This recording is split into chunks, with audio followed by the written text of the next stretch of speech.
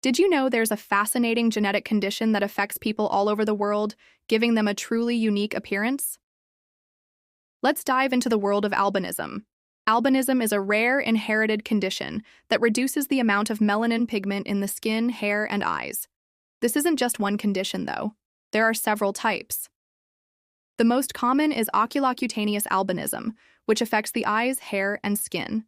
Because of the lack of pigment, people with albinism have very fair skin and hair, which can range from white to light brown. Their eyes might appear light blue, or even pink or red in certain lighting because the light reflects off the back of the eye. They also often have vision challenges and need to take extra care in the sun. Albinism is a part of human diversity, and people with this condition lead full, amazing lives just like anyone else. Have you ever wondered what it's like to see the world through ruby red eyes, or to have hair as white as freshly fallen snow? For the 1 in 20,000 people born with albinism, this isn't a fantasy. It's their reality.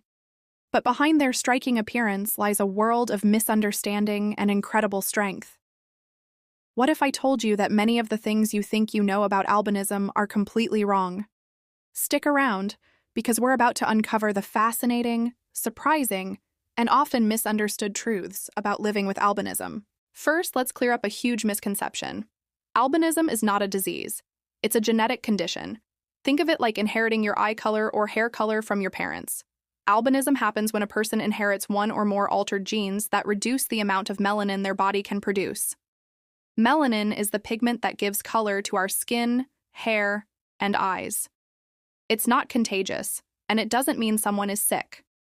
It's simply a different way of being, a unique part of their genetic makeup. So, how does this actually work? There are several different types of albinism, but the most well-known is oculocutaneous albinism, or OCA. This type affects the eyes, skin, and hair. A person with OCA might have very light skin, white or light blonde hair, and light-colored eyes. Then there's ocular albinism, which is much less common and primarily affects only the eyes, while the skin and hair color might be similar to or only slightly lighter than that of other family members. It's a spectrum, and just like with any other human trait, there's a beautiful diversity within the albinism community. Now let's talk about those captivating eyes. One of the most persistent myths is that all people with albinism have red eyes. This isn't actually true. The lack of pigment in the iris, the colored part of the eye, makes it translucent. So the color you're sometimes seeing isn't the iris itself, but the red of the retina at the back of the eye, which is visible through the iris.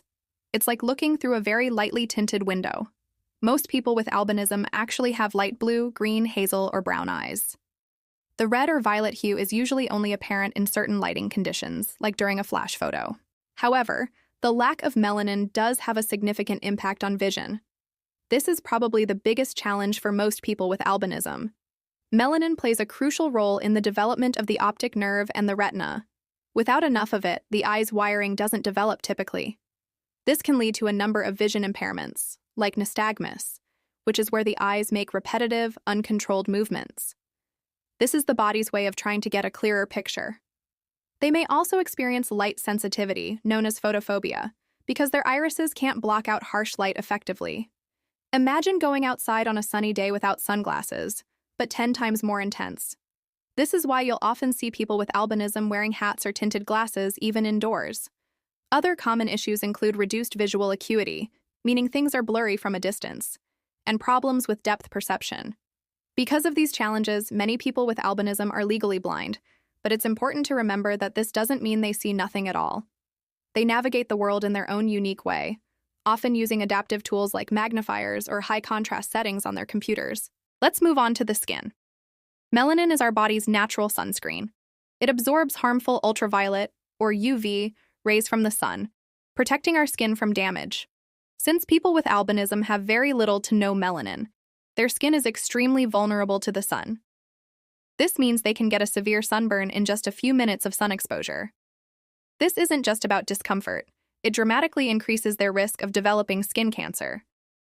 For this reason, sun protection is not just a good idea for people with albinism. It's a non-negotiable part of their daily life.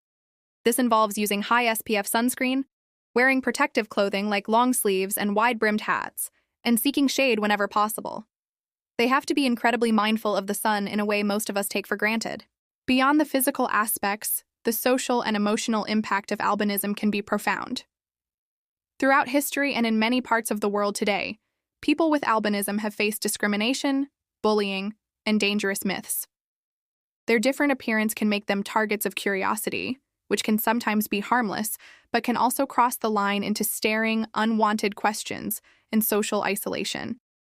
Imagine walking down the street and having everyone turn to look at you every single day. It can be exhausting and deeply affect a person's self-esteem. In some parts of the world, particularly in parts of sub-Saharan Africa, the situation is far more dangerous. Harmful, superstitious beliefs have led to people with albinism being hunted and attacked. These beliefs, which are completely false, associate their body parts with wealth or good fortune. This has led to a human rights crisis, with countless individuals living in constant fear.